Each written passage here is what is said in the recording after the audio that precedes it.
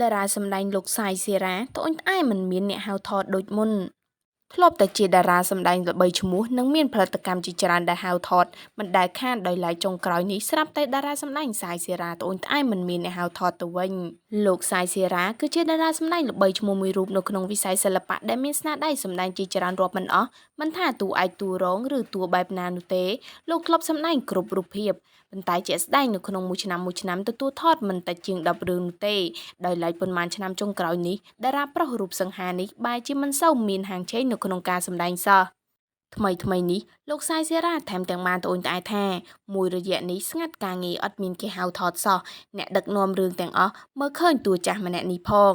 នេះមិនមែនជាលើកទី1នោះទេដែលតារាសម្ដែងសាយសេរ៉ាត្អូញត្អែអត់មានអ្នកហៅថត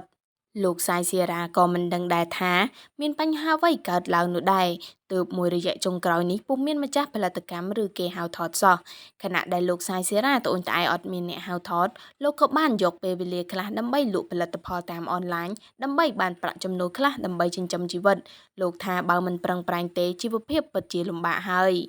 លោកនៅតែរំពឹងថាម្ចាស់ផលិតកម្មនានានឹងបន្តហៅលោកថតដូចពេលមុនដើម្បីឲ្យមានប្រាក់ចំណូលខ្លះដើម្បីចិញ្ចឹមជីវិតដោយដឹងស្រាប់ថាជីវិតជាអ្នកសិល្បៈមិនស្រួលទេម្ដងឡើងម្ដងចុះទៀតផង